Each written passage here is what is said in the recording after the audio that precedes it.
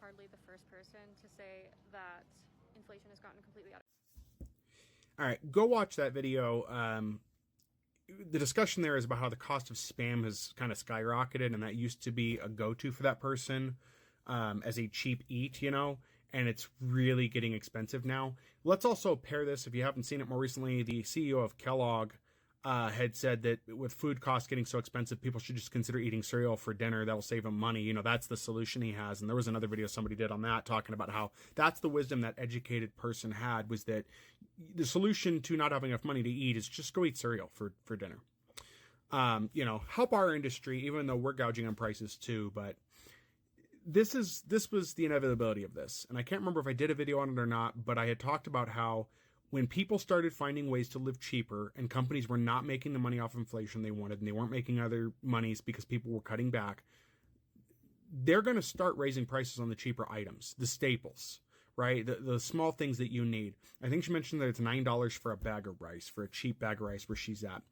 This is what's going to happen. And the food's going to get really expensive. And we see a trend of people doing videos now on TikTok, and I've seen it on YouTube as well, where they talk about, eating on a budget and shopping at the dollar store for food, which the quality of food at dollar store really is atrocious. If you have not looked at the food you're eating and seen what granted, there are some brand name items that aren't too bad, but for the majority of it, a lot of the foods are really bad quality. And that's something important, because to eat cheaply, you have to start sacrificing your health for stuff that may be potentially not good for you, and sometimes it's just the ingredients are bad. Not that it's bad in the case of the food is spoiled, but if you have to make the choice between a canned meat, we'll use that example. I know this is real crappy, but that's the thing people have to do.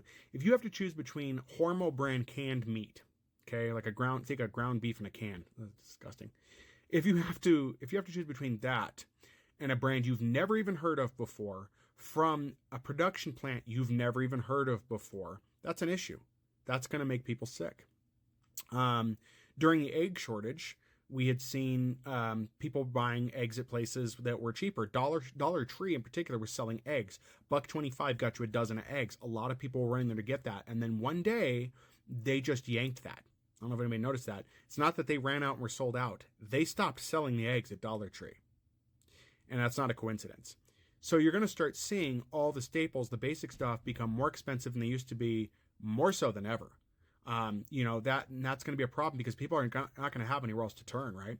Now, in this, you can kind of see the tides turn, right? So if you haven't seen, McDonald's has talked about lowering their menu pricing. I think we're going to see a resurgence in 2024. This is my prediction. I am not an economist or anything, but I think we're going to see a resurgence in this country, in 2024, probably around summertime, where fast food is going to become the cheap eats option again. That's going to make for an obesity issue once again. But when people need to eat and they can get burgers for a couple bucks at McDonald's, and I know that sounds extreme considering how expensive McDonald's is, but McDonald's just put out a statement saying they're reviewing their pricing.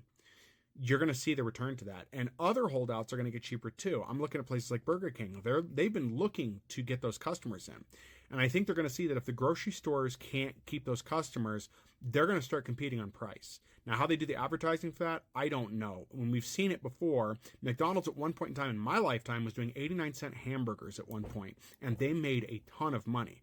Now, this is different than Red Lobster trying to do endless shrimp to attract customers, because that's been an issue too. And I know this sounds like an offshoot, but it's really not. They did the endless shrimp at $22, $23, and then $25 to try to attract people for cheap, fancy eats.